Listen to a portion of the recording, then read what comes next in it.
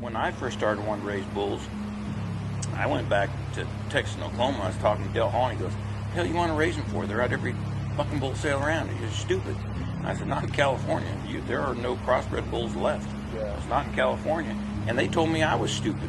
So that made him twice as dumb because he was doing it 40 years before that. He was doing it way before. Yeah, you go. Yeah. It doesn't even make sense because they told me I was stupid. Yeah. And that I didn't need to do it. And I'm going, in all reality, if we didn't do it when I did it, that bloodline was that far away from being totally gone.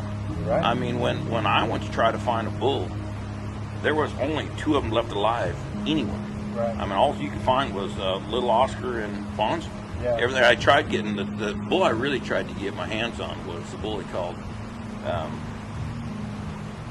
He had sold him to somebody out of Bakersfield, and they ended up with Kelsey ended up with him. There was 2 of them called Whiz Bang and Velvet Hour.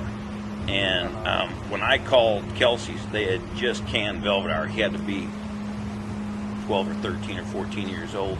So all that left was Oscar and Fonzie left. It was the only 2 left alive anywhere. Right. And that's when Benny Brown had 12 sisters.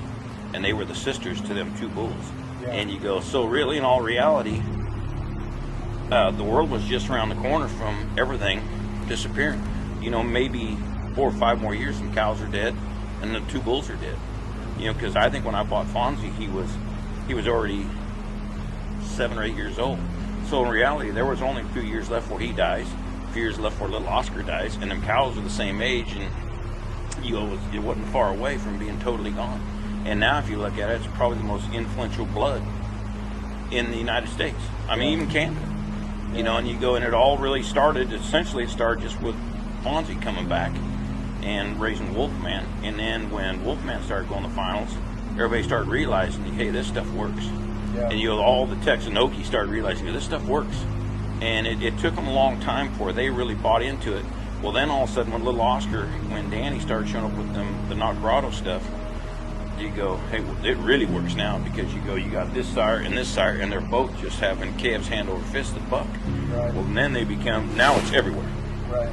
Now it's everywhere. I don't think you could find a breeding program that does not have that in it somewhere. You know, I can't imagine who raises a bull that does not have that old lineage. And you go, and this dummy did it in the 40s. Because I only call him a dummy because they called me a dummy when I first started doing it. So I'm going, well, I swear it makes him twice as dumb. Yeah. You go, so I look at it and you go, it's amazing that here you can come back and, I don't know, the oldest photos I see are somewhere in the 50s. I don't know when he actually started doing this. It looks like the 50s and 60s from some of the photos. And you go from the 50s, here you are in 23, and it's probably the most influential bloodline around.